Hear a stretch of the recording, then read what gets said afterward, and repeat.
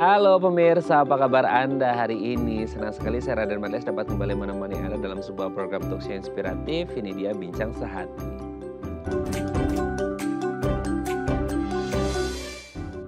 Bagi sebagian besar yang sudah menikah atau baru saja menikah, punya resolusi menikah di tahun 2023 ini, dan alhamdulillah sudah nikah gitu ya. Pasti salah satu set the targetnya di tahun baru ini adalah ingin cepat-cepat dikaruniai buah hati. Betul nggak? Ingin segera dikasih momongan, pengen punya anak. Itu kayaknya doa dari semua orang yang sudah menikah seperti itu ya. Tapi gini, ada yang dikasihnya cepat, ya alhamdulillah, thanks God ya udah dikasih. Tapi ada juga yang mungkin agak lama, udah setahun nikah, udah 5 tahun nikah, udah 10 tahun nikah. Kayaknya cara ini A, B, C sampai Z. Selain karena memang belum dikasih gitu ya, tapi kayaknya udah berbagai cara dilakukan, tapi kok kayaknya belum membuahkan hasil juga, masih belum hamil juga. Apa yang salah nih sama istrinya, apa yang salah sama suaminya. Gimana sih solusinya biar cepat hamil? Nah, Anda harus menyaksikan episode kali ini karena hari ini kita akan membahas solusi cepat hamil itu gimana sih. Nah, ngomongin tentang hamil, sebelum kita membahas solusinya apa saja supaya cepat hamil, kita akan membahas terlebih dahulu beberapa mitos fakta seputar hamil. Kita lihat yang pertama pemirsa ya. Jenis kelamin ditentukan dari bentuk perut dan denyut jantung janin. Oke, kadang-kala kan kita ngelihat ya, ibu hamil itu perutnya kadang-kadang ada yang agak kecil, ada yang agak gede gitu ya. Orang pasti bilang, oh kalau kecil ini pasti cewek, kalau gede itu kayaknya cowok seperti itu. Atau kalau kadang-kadang nih ya, sering ya maksudnya kayak di berita-berita atau di film-film atau di sinetron gitu ya. Aduh nendang-nendang nih dedek bayinya, dedek janinnya seperti itu. Wah kayaknya kalau nendang-nendang gini kayaknya cowok gitu ya. Karena kayaknya dia bakal jadi pesepak bola gitu ya. Nah apakah mungkin ketika bentuk perutnya, maksudnya kehamilannya itu apa ya, belendungnya atau kurvanya itu kecil dia bisa cewek, kalau gede dia cowok, atau dari tendangannya denyut jantungnya itu bisa, oh kita tahu bahwa ini cewek atau cowok, nanti akan kita bahas ya. Oke, kita lanjut yang kedua pemirsa ya. Melihat gerhana bulan sebabkan bayi lahir dengan bibir sumbing. Nah ini gini, saya sih nggak ngerti ya, maksudnya hubungan medis ada nggak ya, maksudnya medically proven bahwa yang namanya bibir sumbing itu erat kaitannya dengan gerhana bulan atau malam bulan purnama atau apalah itu seperti itu ya. Tapi kan maksudnya kayak gak ada hubungan ya antara bulan dan bibir sumbing si anak. Nah apakah memang ada atau sebenarnya nggak ada sih, karena secara medis tidak ada uji saintifiknya seperti itu ya. Karena mungkin gangguan kesehatan selama kehamilan, mungkin karena satu dan lain hal akhirnya anak atau bayi ini mengalami bibir sumbing. Nanti akan kita bahas ya. Oke, kita lanjut yang ketiga. Wanita hamil katanya nggak boleh sering-sering mandi. Kenapa? Karena takutnya adalah mungkin lagi ya. Mungkin adalah karena mungkin kalau mandi kan kedinginan, takut nanti bayinya masuk angin. Gimana masuk angin ya, masih dalam perut ibunya ya, seperti itu. Tapi mungkin tidak hanya kesehatan si janin atau si bayi yang dikhawatirkan ya, maksudnya kesehatan ibunya juga gitu, bahwasanya takutnya nanti kan orang hamil tuh biasanya pengen suka mandi gitu. Kadang-kadang beda-beda sih ya, maksudnya banyak ibu-ibu juga yang kayak hamil tuh aku pengen sering-sering mandi. Takutnya adalah nanti ibunya malam-malam pengen mandi nanti masuk angin seperti itu. Nanti akan kita bahas ya hubungan antara ibu hamil dengan nggak boleh banyak-banyak atau sering-sering mandi ini seperti apa. Oke, kita lanjut yang keempat menurut saya. Ibu hamil katanya ini kalau makan harus porsinya 2 kali lipat dari yang biasanya. Karena apa? Karena ya tahu sendiri kan, ibu dan bayi yang ada di kandungan ini juga kan katanya butuh makan. Tapi kan gini kan si bayi, si dedek bayi, si janin yang ada di perut si ibu ini kan belum makan secara kayak manusia pada umumnya ya. Maksudnya pakai tangan gitu, makan nasi, makan lauk pauk dan lain sebagainya.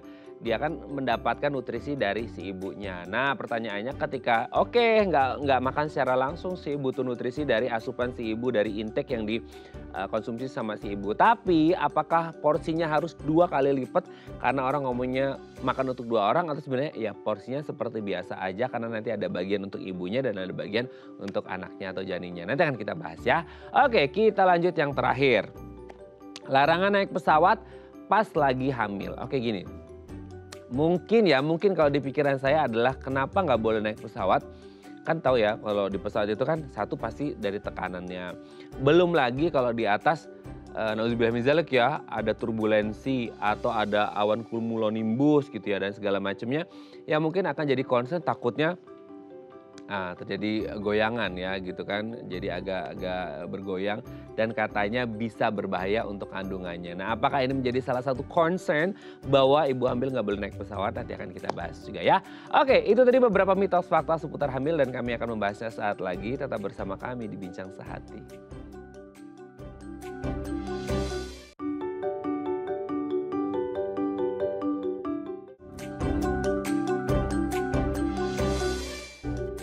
Baik, karena masih bersama kami di Bincang Sehati. Tadi di segmen sebelumnya kita sudah membahas ya beberapa mitos fakta seputar hamil. Nah, untuk membahasnya ini telah bersama kami di studio Bincang Sehati ada Dr. Sindirani Wirasti SPOG FER, spesialis obstetri dan ginekologi, konsultan fertilitas dari Klinik Fertilitas Endokrin Reproduksi Maja. Oke, selamat pagi Dok, apa kabar? Selamat pagi, baik. Thanks God akhirnya ke studio ya Dok ya, setelah kemarin kita berjumpa di Zoom ya. Terima kasih. Semoga kondisinya semakin membaik, pandemi segera usai jadi kita bisa langsung terus ngobrol seperti ini ya Dok ya. Oke Dok, sebelum kita ngomongin seputar gimana sih tips supaya cepet-cepet hamil, ini kan jadi impian banyak orang ya Dok ya. Kita akan membahas terlebih dahulu beberapa mitos fakta seputar hamil nih Dok ya. Yang pertama itu jenis kelamin dari si dedek bayinya atau janin itu ditentukan dari bentuk perut dan denyut jantung janin. Ini kadang-kadang kita kepikiran, oh kalau perutnya bahasa awamnya belendungnya gitu ya, kurvanya kecil, oh berarti kayaknya dia cewek. Kalau gede cowok, kalau suka nendang-nendang, oh cowok nih karena jago bola gitu. Nah gimana tuh? Ada hubungan gak sih? Ya nggak ada. Nggak ada. Karena kan itu memang rame ya. Kadang-kadang dibilang bentuknya mancung, bentuknya mendatar, melebar ya dibilangnya gitu ya. Itu senang-senang orang zaman dulu kan nggak ada USG. Tapi kalau jenis kelamin, hari ini dibikin, hari ini udah ditentukan kelaminnya. Jadi bukan dia dibentuk secara berkepanjangan, tapi kan gen atau kromosomnya udah dibentuk sejak pertemuan, sejak pembuahan. Oh, oke. Jadi sejak pertama kali si sel sperma ketemu sel telur udah pasti? Udah ada kelaminnya. Bukan pembentukan organ seksualnya ya. Nanti kan seiring perjalanan kehamilan baru terbentuk nih organ seksualnya terbentuk. Oh makin lama kelihatan penisnya, kelihatan buah zakarnya. Tapi kan kalau gen laki perempuannya XXY, XX atau XX itu kan udah terbentuk hari H. Iya betul, pas bertemu itu langsung ya. Dan kita udah bisa di-tag loh dengan pemeriksaan NIPT namanya, Non-Invasive Prenatal Testing. Sedini dari kehamilan kira-kira 8-10 minggu, 2 bulan, 3 bulan tuh diambil darah ibunya, kita bisa di-tag laki perempuan. Wow, dari darah ibunya? Dari darah ibunya. Wow. Dan gak mahal pemeriksaannya. Kalau penasaran. Oh penasaran ya, nanti kontak dokter Cindy lah ya. Kalau udah gak sabar nanti nunggu berapa minggu gitu ya. Pengen tahu apa gitu jenis kelaminnya. Wah hebat ya, teknologi sangat luar biasa ya. Apa teknologinya jadi Dok? NIPT, Non-Invasive Prenatal Testing sebenarnya. Oh Non-Invasive Prenatal Testing. Wih keren-keren buat Anda yang lagi di 8-10 minggu belum kelihatan janinnya jenis kelamin apa, boleh kontak dia. Ini sangat luar biasa ya teknologinya ya. Oke Dok, kita lanjut yang kedua. Nah ini agak lucu ya Dok ya. Melihat gerhana bulan itu kadang sebabkan bayi lahir dengan kondisi bibir sumbing. Ini kayak secara medis sudah terbukti atau belum sih atau gimana tuh? Tapi kayak di masyarakat kita banyak masih aja ya kayak gitu ya. Ya itulah Indonesia ya, maksudnya kita butuh edukasi lebih banyak. Tapi sebenarnya kan jelas nggak ada hubungannya ya. Kalau bibir sumbing ini kan kelainan kongenital. Tapi karena ya tadi kekurangan asam folat gitu. Tapi kalau kita lihat saat ini insiden kejadian bibir sumbing ini sangat berkurang. Sangat berkurang, hampir nggak ada sih. Sekarang dulu kan tahun-tahun 80, 70-an banyak. Berarti sebenarnya bibir sumbing itu ada terjadi sesuatu ketika dari pas kehamilan ya? Proses kehamilan, gizinya, asam folatnya kurang. Itu pembelahan selnya jadi nggak bagus.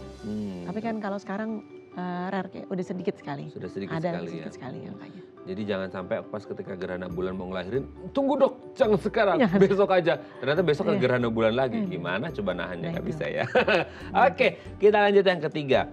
Wanita hamil katanya nggak boleh sering-sering mandi, nggak ngerti ya. Maksudnya entah anaknya takutnya nanti masuk angin nggak bisa dikerokin, atau ibunya yang hamil yang masuk angin atau gimana sih Dok. Maksudnya kayak ibu hamil kan kadang-kadang kita nggak bisa maksudnya ambil standar sih ya. Ada ibu yang hamil yang suka mandi, ada yang nggak suka mandi, itu beda-beda gitu. Tapi sebenarnya secara umum, secara medis boleh nggak sih sering mandi atau gimana? Ya harus dong.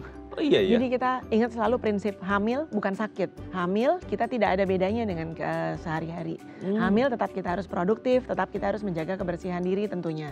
Jadi nggak ada tuh istilah hamil nggak boleh mandi, apalagi nanti kadang-kadang yang sering adalah budaya-budaya tertentu tuh selesai melahirkan nggak boleh mandi, nggak boleh keramas. Betul, betul. Lah itu kan budaya-budaya yang terjadi, kenapa sih? Ini kalau boleh ada waktu sedikit saya cerita, kenapa ini budaya-budaya ini terjadi ya. Karena zaman dahulu itu kalau orang hamil kan mereka tidak mendapatkan suplementasi zat besi. Kalau sekarang udah pasti di puskesmas kita ngasihin suplementasi zat besi. Sehingga mereka dalam kondisi anemia. Kemudian zaman dulu itu kalau kita melahirkan, kita itu berhari-hari nggak ada fasilitas sesar, nggak ada fasilitas yang memantau kita untuk oh ini saatnya mengakhiri persalinan. Oh ini saatnya kita bersikap. Jadi orang dibiarkan berhari-hari, pokoknya hukum alamnya dia sampai lahir. Alias orang dibiarkan kecapean. Oh, kan betul, capek sekali. Betul. Lahir. Terus faktor berikut lagi bahwa selesai melahirkan biasanya luka yang terjadi pada perineum kita, vagina kita, itu kan nggak dijahit dengan baik. Dulu ya? Ya kan jahitnya gimana? Nggak ada benang jahit, nggak ada jarum. Dibiarkan saja dia robekannya sampai kering sendiri. Nah itu yang kemudian juga budaya kita zaman dulu. Kita kan masih banyak yang belum punya toilet, belum punya kamar mandi yang layak. Sehingga mandinya di mana? Di sungai. Di sungai. Nah faktor-faktor inilah yang membuat mereka selesai melahirkan nggak mau mandi ke sungai. Jadi intinya bukan mandinya, adalah dia ke sungai berendam. Bayangin luka di situ, dia pergi ke sungai. Sungainya dibuat MCK semua, ya kan? Kakus pun di situ. Jadi kotor kan, risiko infeksi. Sehingga akhirnya udah kamu nggak usah ke sungai dulu. Mungkin ke sungai bisa kepleset karena anemia kan geliang. Kecapean geliang mau ke sungai jauh. Sehingga mereka dibilang udah nggak usah mandi dulu deh. Mungkin dilap-lap aja atau apa. Karena dalam kondisi yang kelelahan, anemia pula, kemudian tidak siap untuk pergi ke sungai, luka pula, bahaya infeksi. Sehingga itu yang membuat orang bilang, oh bukan hamil alias selesai melahirkan, nggak usah ke mandi. Mandi dulu. Ya jadi itu istilahnya mandi, tapi kan sebenarnya ke sungainya. Nah sekarang kita udah punya iya dong, udah punya ensuite bathroom. Nah, ensuite bathroom loh. Udah ensuite bathroom kok masih kayak begitu cara mikirnya. Personal use ya. Ya, itu kan sebenarnya cara berpikirnya udah salah gitu ya. Gitu sih. Oke, wah sangat luar biasa ya. Jadi dikasih cara berpikir supaya orang tahu, oh katanya zaman dulu masuk angin lah ini itu. Ya bukan karena masuk anginnya, melainkan dalam kondisi anemia plus kehabisan darah, plus kelelahan, plus luka nggak dijahit, resiko infeksi. Plus airnya juga ya di sungai yang mungkin sudah terkontaminasi, udah nggak bersih gitu ya dok ya. Wah oke ini bayangkan dulu nih. Iya jadi ini udah kejawab ya pemirsa ya. Maksudnya selama ini kita berpikir orang hamil, orang habis ngelahirin nggak boleh mandi segala macam. Bukan mandinya yang masalah, mungkin faktor dari personal orangnya ataupun dari air yang digunakan karena mungkin zaman dulu di sungai. Sejarahnya ya. Kan mungkin ada orang yang pup di situ juga. Aduh serem ya dok ya. Aduh nggak usah diceritain dok. Masih pagi soalnya. Oke dok, kita lanjut ya yang keempat. Ibu hamil makan untuk 2 orang. Nah gimana tuh dok? Harus makannya banyak. Waduh ini antara ngidam atau kelaparan atau rakus nih gimana tuh dok? Ya ini ya itu selalu menjadi sering pembicaraan orang-orang ya. Jadi memang penting sekali bahwa pada saat hamil kita mempunyai gizi atau nutrisi yang cukup. Jadi sehingga kembali lagi ke sejarah bahwa hamil ini orang membutuhkan gizi yang lebih baik. Sehingga zaman dulu untuk kita bicara gizi itu kata-kata itu susah untuk diedukasi ke masyarakat. Sehingga mereka gampangnya ingat ini ada 2 orang makan harus lebih banyak. itu yang menjadi apa? Udah jadi template ya? Template-nya bahwa. Tapi kan sebenarnya adalah gizi kita harus lebih baik. Kita harus memilih makanan. Sehingga makanan-makanan yang kita asupan makanan kita itu sebenarnya kan nggak ada pantangan-pantangan khusus Pak. Jadi ini juga perlu dijelaskan ke masyarakat bahwa nggak ada tuh pantangan spesifik. Nggak boleh nanas lah, kambing, duren, pedes, sayur mentah. Itu sering menjadi pertanyaan dan ada di mindsetnya semua orang. Tanpa memandang ekonomi maupun status pendidikan dia. Betul. Karena pandangannya nih, kalau saya boleh cerita lagi, itu nggak apa-apa silakan aja makan. Mungkin akan memperberat gejala-gejala hamil.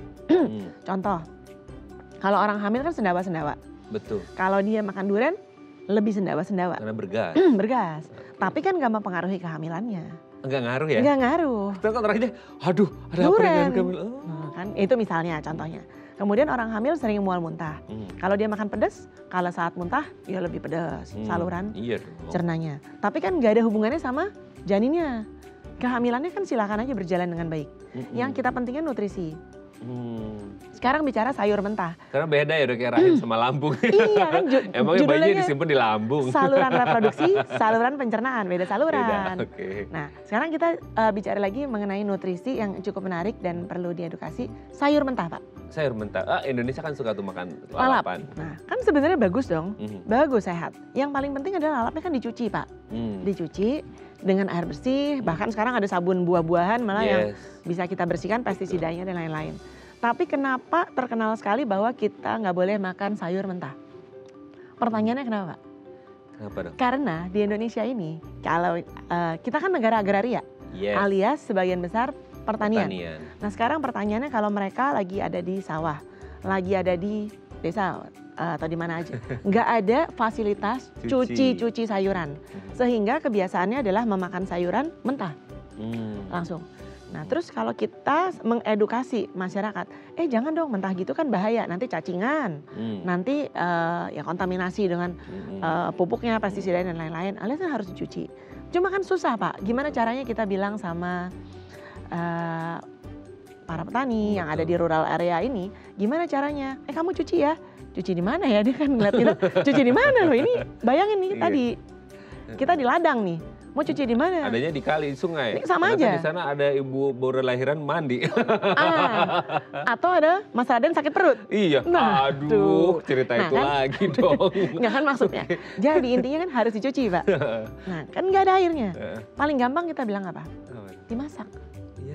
Jadi bilangnya dimasak ya sayurannya. Kalau masak mereka bisa, mereka punya ceret, biasanya ada kompornya. Sehingga dengan kita bilang dimasak, kita berhasil mengurangi kuman atau kontaminasi tadi kan dari cacing dan lain-lain. Si ibunya nggak cacingan, dia bisa makan sayur dengan baik. Kalau kita bilang cuci, mindsetnya lain. Mindsetnya lain ya? Iya dong, mau cuci di mana? Iya, jadi kita bilang matang, masak aja. Nah beda emang kan kita punya sayuran mentah, bisa dicuci, ya silakan aja makan mentah. Ya betul, make sense ya. Mindsetnya, Oke. cara pikirnya. Jadi orang bukan kita bahas mengenai kenapa ini mitos, melainkan ini kenapa mitos itu atau cerita itu terjadi, karena ada sejarahnya ya. Ada sejarahnya, bagaimana telah lingkungan sehingga kita. muncul pandangan seperti itu. Muncul. Oke. Hari ini kita kayak belajar medis dan filosofi dan ya? sejarah ya. Ini kayaknya sejarawan juga nih kayaknya dokter ya. Oke, ini sangat luar biasa ya dok ya. Kita lanjut yang terakhir ya dok ya, yang kelima. Nah ini katanya nggak boleh naik pesawat nih ke ibu hamil, nggak tahu karena mungkin suruh beli tiket 2 cuma 1 gitu ya. Kan belum brojol ya dok ya, beli tiket 1 lah gitu. Gimana tuh dok? Iya betul. Jadi ini kalau aturan penerbangan, kita bicara aturan penerbangan. Seharusnya kalau kita baca aturan penerbangan dengan benar, itu kayaknya ada alat yang aturannya itu adalah 28 minggu Pak baru membutuhkan surat. Kehamilan di atas 28 minggu. 28? 7 bulan ke atas. Kemudian untuk long flight alias di atas 6 jam perjalanan. Oh, kalau domestik kan rata-rata di bawah 6 jam. Oh, iya, short flight di bawah 6 jam di domestik sebenarnya kan nggak perlu surat dokter. Mungkin cukup statement bahwa dia lagi hamil, sehingga mungkin kalau lagi pesawatnya jauh, capek atau mesti ngejar-ngejar pesawat. Apalagi dapat flightnya di Terminal 3 Soekarno-Hatta ya dong, gate ujung. Aduh, luar biasa. Mungkin mendapatkan artinya diperhatikan prioritas lebih untuk si ibu hamil ini. Tapi untuk bahaya terhadap janin nggak ada. Nggak ada. Turbulensi dong segala macam di atas. Nggak apa-apa. Nggak apa-apa ya. Nggak apa-apa tekanan udara nggak ada, nggak masalah. Cuma kan capeknya aja, capek perjalanan. Tapi kalau nggak ada, silakan aja terbang. Oh jadi nggak masalah. Itu 28 minggu itu setelah 28 7 bulanan. Sebelum ya? Atau yang aman itu jurus sebelum? Yang aman sebelum kan kecil. Kalau udah gede kan mungkin aja nanti di pesawat dia mules kontraksi mau lahiran kan. Ngerepotin. Nggak ada bidan ya, nggak ada dokter di atas ya. Jadi itu makanya dibutuhkan surat dari dokter bahwa dia nggak arah prematur, nggak ada perdarahan dan lain-lain. Tapi kalau hamil kecil kan sebenarnya nggak ada resikonya Pak. Oh, berarti tapi kalau ada permasalahan sama kandungannya, dia naik pesawat nggak ada masalah juga? Nggak ada masalah dong.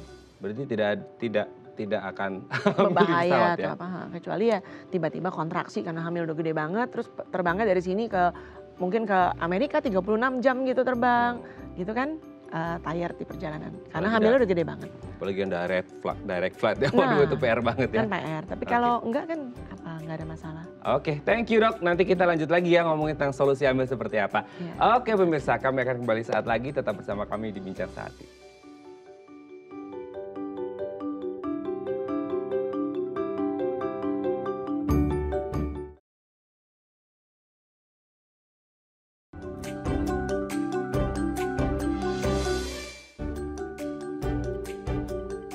Baik, Anda masih bersama kami di Bincang Sehati. Kita masih membahas tema kita hari ini. Wah, ini bagus banget ya tema hari ini. Cocok nih buat Anda yang newlywed ya, baru hamil, baru nikah, terus pengen hamil, tapi kalau belum hamil-hamil, oke, jangan sampai lewat, jangan sampai melewatkan episode kali ini karena kita sudah kehadiran ahlinya yang bisa membuat Anda bisa melendung alias hamil gitu ya. Nah, kalau Anda punya pertanyaan boleh ya di 021 290 3244 atau DM Instagram kami di @daifamily. Kita masih bersama dengan Dr. Sindirani Wirasti, SPOG KFER, spesialis obstetri dan ginekologi, konsultan fertilitas dari Klinik Fertilitas Endokrin Reproduksi Maja. Oke dok, ini menarik banget nih.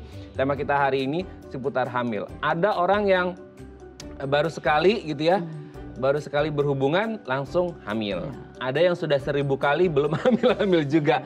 Ya, selain karena takdirnya belum dikasih, tapi kan tetap harus usaha ya dok ya. Maksudnya kita harus tetap usaha, namanya anak kan pasti banyak yang mendambakan seperti itu. Nah hari ini kita menghadirkan dokter, ini sangat luar biasa. Jadi kalau kita ngobrol sama dokter Sindirani ini sangat luar biasa pemirsa ya. Oke, orang dikatakan atau wanita dikatakan sulit hamil itu setelah dia menikah berapa lama sih dok? Kan ada orang bilang kayak, oh, udah 10 tahun udah nikah belum hamil-hamil juga. Ada yang aku kok belum nikah ya, aku belum nikah, aku belum hamil ya.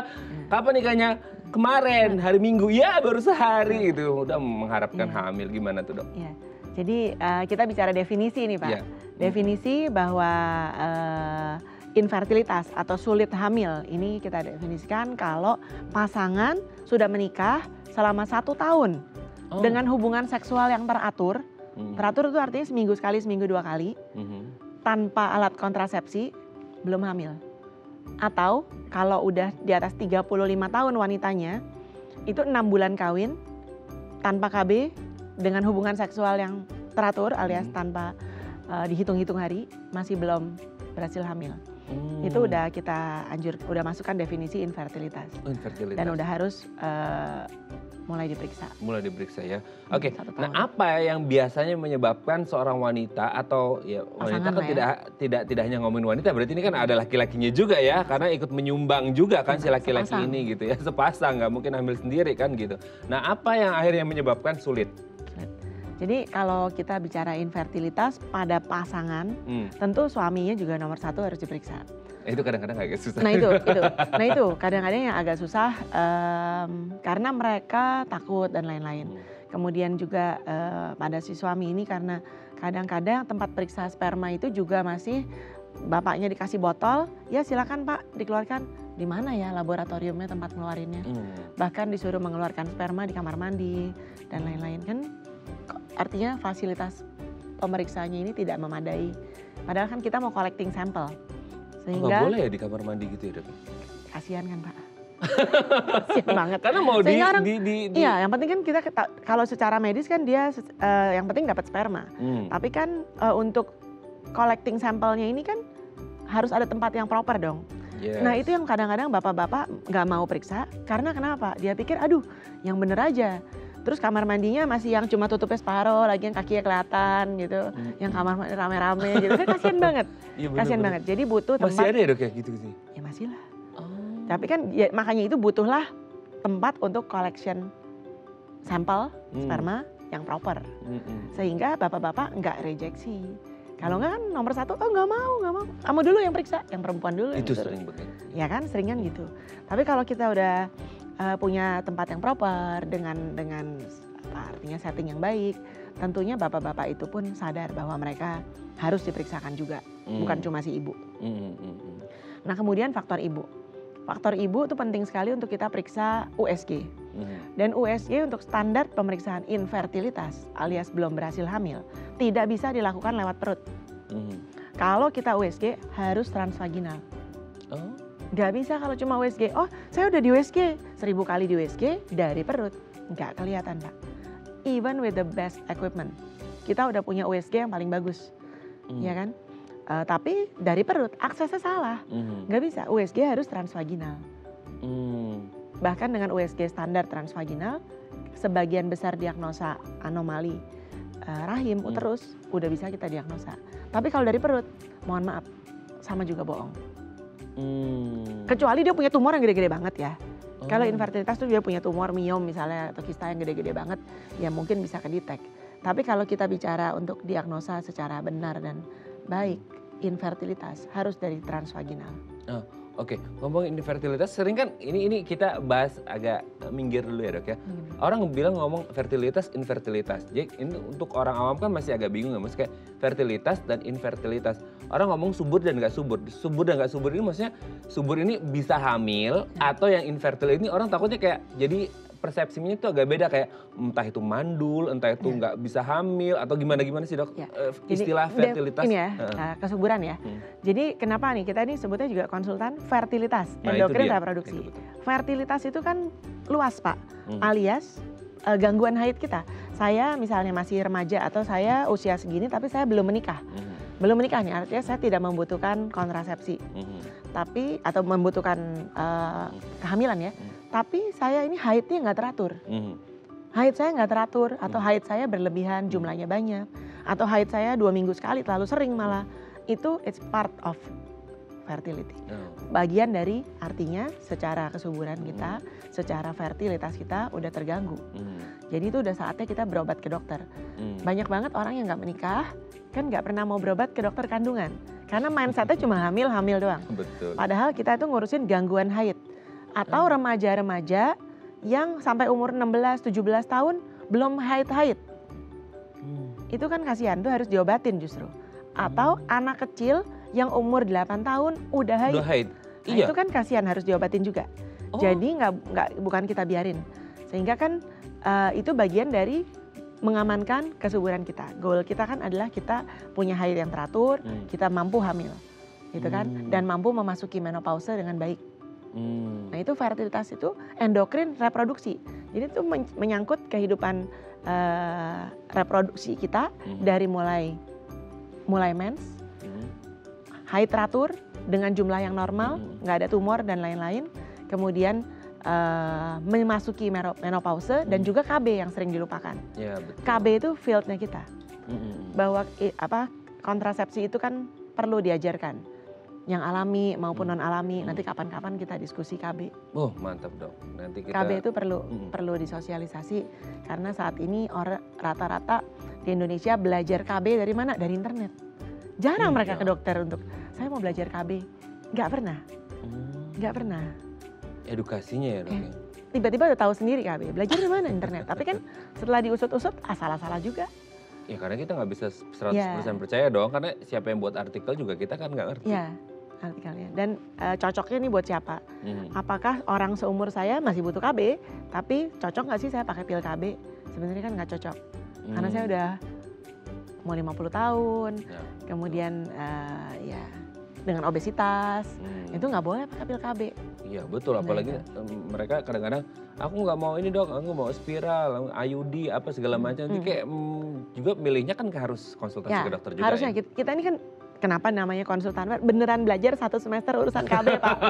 Untuk KB-nya 1 semester ya. Konsultan pula loh. Baca 5 menit ya. Kita udah spesialis loh. Iya, kita udah spesialis loh. Spesialis konsultan lagi. Mau konsultan tuh belajar 1 semester loh Pak. Khusus KB doang. Iya. Oke dok, ini menarik banget. Nanti kita lanjut lagi ya di segmen selanjutnya. Balik ke infertilitas. Oke pemirsa, bagi Anda yang punya pertanyaan boleh ya di 021 290 3244 atau DM Instagram kami di @theivamily. Kami akan kembali saat lagi.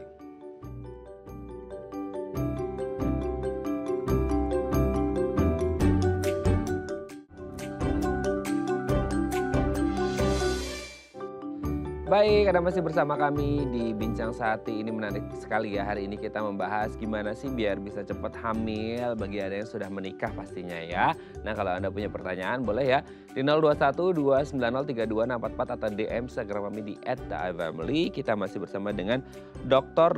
Sindirani Wirasti SPOG KFER, spesialis obstetri dan ginekologi, konsultan fertilitas dari Klinik Fertilitas Endokrin Reproduksi Maja. Oke dok, kita lanjut lagi. Ada beberapa hal yang sering orang tanya ya dok ya. Dari faktor hormonal, usia, lalu apa lagi ya? Mungkin riwayat penyakit tertentu, kemudian berat badan juga. Itu bisa pengaruh gak sih? Maksudnya cepat atau lambatnya, atau mudah atau sulitnya seorang perempuan hamil gitu. Hormonal, usia, berat badan, dan mungkin ada faktor-faktor yang lain. Ya, jadi kalau kita bicara bagaimana kita menggali kasus infertilitas atau sulit hamil tadi. Jadi kita melihat yang tadi dibicarakan adalah faktor resiko. Kalau usianya tentu di atas 35, kita declining fertility. Kemudian kalau dia obesitas, declining fertility. Nah, tapi kita perlu menggali fertilitas ini dari berbagai field. Nomor satu yang harus penting diperiksa adalah salurannya buntu atau enggak. Oh, buntu. Saluran tubanya, tuba itu yang menghubungkan indung telur dengan rahim kita. Oh. Jadi kalau sperma masuk lewat rahim butuh tuba untuk ketemu sama sel telur kita. Nah, itu jadi penting untuk diperiksa. Jadi nggak mandek di rahimnya ya? Nggak mandek di rahimnya. Oke. Sehingga itu penting sekali diperiksa tuba kita. Tuba bisa diperiksa dengan berbagai cara, nanti kita deskripsi lagi. Kemudian satu tuba. Kedua, bagaimana bentuk dan ukuran uterus, apakah rahimnya itu secara anatomi dari lahir ada masalah, ada yang bentuk rahimnya tertekuk ke dalam ya namanya uterus arcuatus atau lain-lain, ataukah ada punya miom atau enggak. Miom, kista, terutama endometriosis, kan paling sering tuh kista coklat atau endometriosis itu. Kemudian miom juga sering. Miom itu tidak memandang ukuran, tapi letak Pak. Ukurannya kalau gede masih nggak apa-apa, asalkan dia nggak ada di dalam. Itu yang itu yang sama ini orang concernnya ke size-nya. Ukuran, ya? Selalu orang nomor satu ukuran. Betul. Berapa senti. Padahal yang benar adalah letak. Apakah dia adanya di luar, di myometrium atau di otot rahimnya, ataukah di rongga rahimnya. Sehingga penting sekali juga untuk kita memeriksa rongga rahim. Ini yang sering dilupakan. Bagaimana kita melihat rongga rahim. Ini paling sering dilupakan karena ternyata orang yang punya polip endometrium itu juga banyak. Banyak banget malahan, populasinya 30% wanita.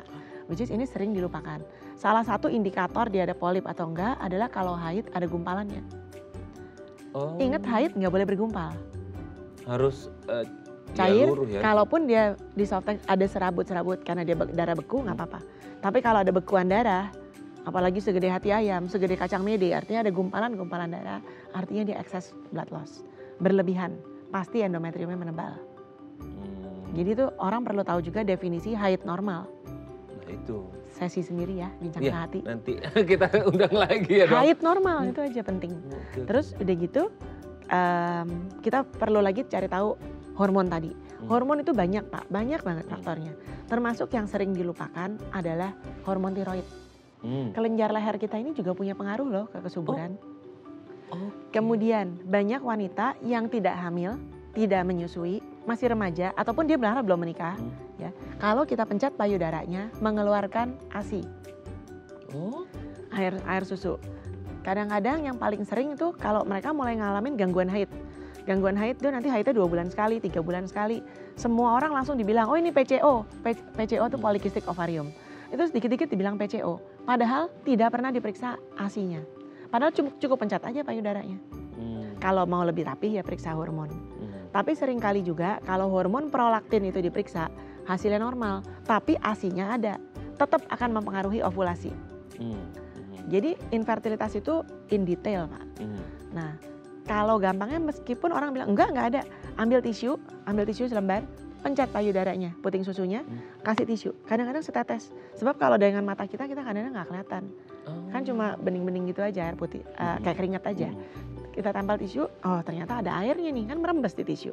Di situ kita langsung terdiagnosa bahwa ASI-nya keluar. Itu juga mempengaruhi infertilitas.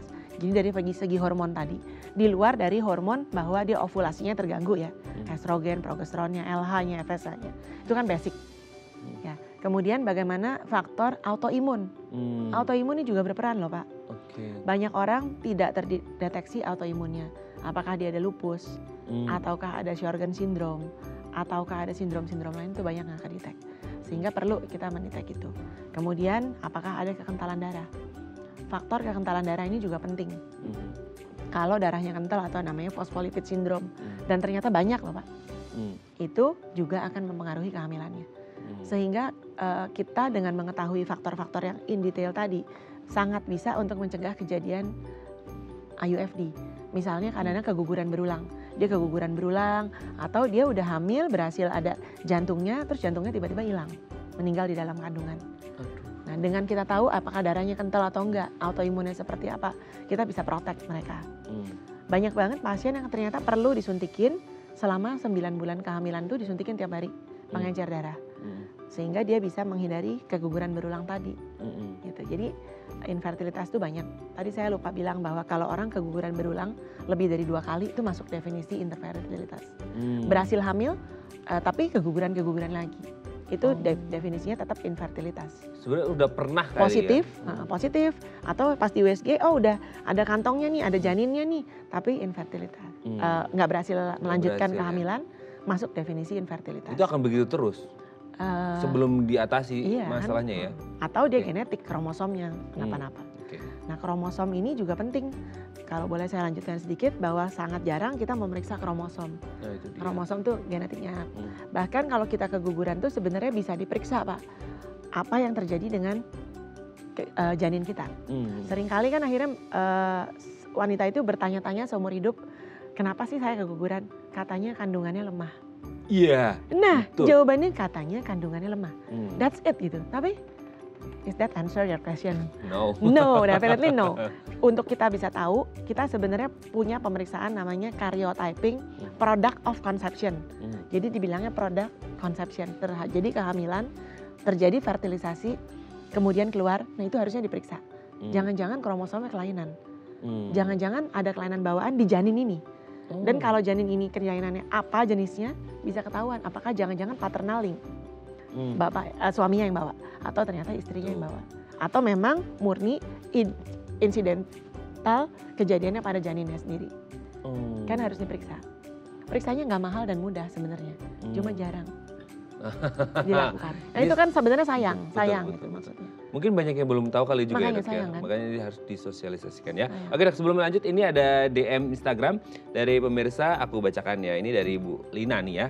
Dok, saya udah nikah hampir 10 tahun dan belum pernah hamil.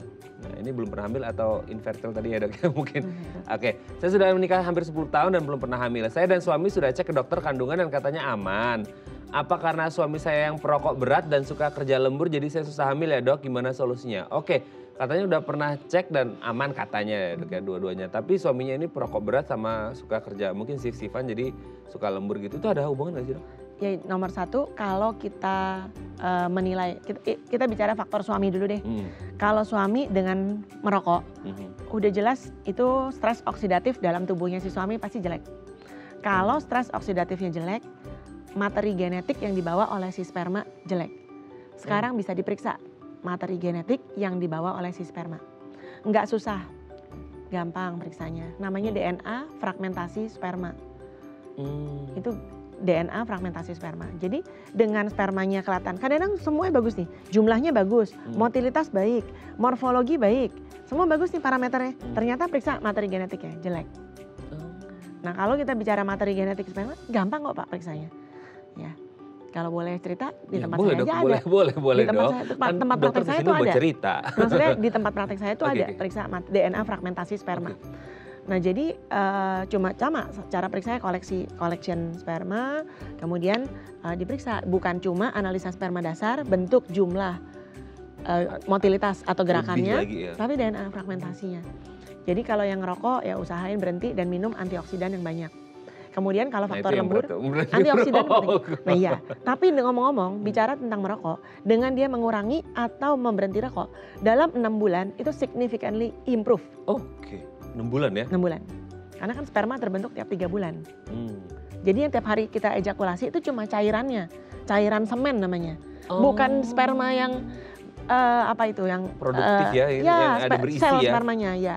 Ya, tadi cairannya doang yang keluar tiap hari. Tapi sel sperma, maturasi sperma dari mulai terbentuk per 3 bulan. 10 minggu. 10 minggu ya. 3 bulan lah kira-kiranya. Nah itu jadi kenapa kalau kita ngerokok dihentikan dan diberikan antioksidan yang banyak, itu akan improve.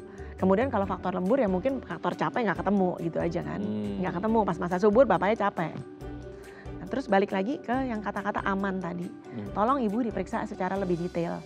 Sebab kata-kata aman itu paling susah saya ucapkan. Karena gini loh Pak, dengan kita USG aja, ibunya mikir dia udah cukup. Oh aman, USG-nya baik, secara anatomis baik. Bagaimana ovulasinya, bagaimana tadi autoimunnya, bagaimana hormon-hormon dasarnya. Payudara udah diperiksa, saluran udah diperiksa belum dengan HSG. Jadi banyak banget, yang aman di mana gitu. Kadang-kadang kita bilang, bagus dok, bagus. Tapi baru yang ini loh yang saya periksa nih yang bagus. Ada banyak loh yang mesti diperiksa. Nah, bagaimana sih meriksa? Apa semua pasien langsung datang, langsung kita periksa dari A sampai Z? Tentu enggak.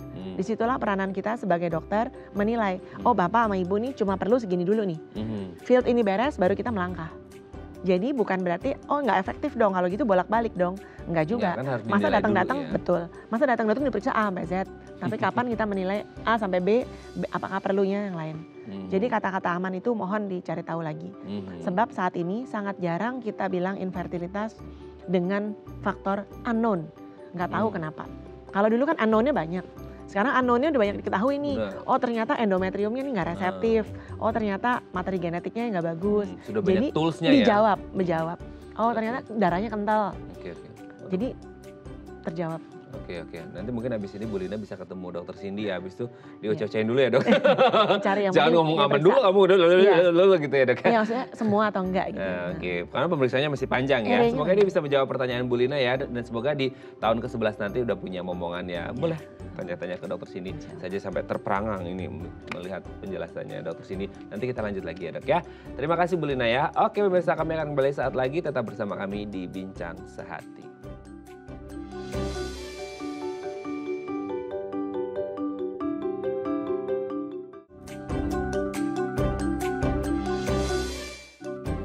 Baik, Anda masih bersama kami di Bincang Sehati. Kita masih bersama dengan Dr. Cindy Wirasti, SPOG KFER, spesialis obstetri dan ginekologi, konsultan fertilitas dari Klinik Fertilitas Endokrin Reproduksi Maja. Oke, dok kita lanjut lagi. Kayaknya waktu 1 jam nggak cukup nih dok. Kayaknya 10 jam nih ya. Next time harus hadir lagi nih dok ya. Nah oke, sekarang kita fokus ke apa sih yang harus dilakukan? Maksudnya kayak orang kan tadi ada standarnya ya, maksudnya parameternya setahun setelah menikah untuk yang di bawah under 35 dan masih seksual hubungannya reguler lah seperti itu, yang 35 ke atas dan lain-lain. Nah, apa sih yang harus dilakukan supaya cepat hamil sebelum si parameter itu sampai gitu dok? Oh, jadi ceritanya alami promil ini sendiri. Hubungan seksual di masa subur. Jadi kita bisa scheduled intercourse, jadi menjadwalkan hubungan seksual. Nah mungkin yang newbie kan belum tahu nih masa suburnya gimana tuh ya, gimana? Sekarang mereka rata-rata pakai aplikasi. Tapi kalau saya kasih rumus, ini rumus paling gampang. Ini perlu dicatat dan paling gampang. Oke, dengerin pemirsa ya. Jadi kita catat hari haid pertama. Hari haid pertama tuh selalu bukan abisnya ya, ngitung tuh bukan dari selesai haid. Yang sering orang ngomongin kan 1 minggu selesai haid gitu kan, atau 12 hari selesai haid. Salah, haid hari pertama itu dihitung. Mau haidnya jam 12 malam kek, mau setetes doang kek, hitunglah itu haid pertama. Masa subur itu kira-kira haid hari ke-10 sampai ke-18. Kalau jam 11.50 malam? Pokoknya masukin aja tanggal itu. Kan kita ngitungnya masa, biar dia nggak bingung. Hari itu, ya. Hari itu hari pertama, kemudian ke masa subur itu antara hari ke-10 sampai ke-18. 10 sampai ke-18, ya. Nah tiap 2 hari di masa subur, 10, 12, 14, 16, 18. Atau 11, 13, 2 hari sekali. 2 hari sekali di masa subur. Jangan salah dosis ya, sehari 2 kali. Oke, 2 hari sekali. Di antara 10 sampai 18. Harusnya itu udah kena masa subur kita. Karena secara teori, kalau kita berovulasi di masa subur itu kan kita nggak tahu nih harinya yang mana. Betul, betul. Ya kan? Kecuali saya USG-in nih, saya USG-in. Tapi kalau kita secara blinding newlywed apa santai-santai, hitung aja pokoknya hari masa subur nih 10 sampai 18. Harusnya secara statistik dan probabilitas dia udah kena, Pak. Udah hamil dalam waktu setahun. Karena kan kalau dia ovulasi antara hari ke-10 sampai 18, ovulasi itu berlangsung selama 24 jam. Oh, seharian full ya? Iya, jadi bukan telurnya menetas harus hari itu juga. Telurnya menetas. Enggak juga ya? Iya, enggak. Dia pada saat dia ovulasi alias telurnya pecah, dia bisa dibuahi dalam waktu 24 jam. Kemudian sperma itu kalau masuk ke tubuh kita mampu bertahan di dalam tubuh kita 24 sampai 36 jam. Bahkan sampai 48 jam. Ada literatur yang sebut malah sampai 5 hari, Pak.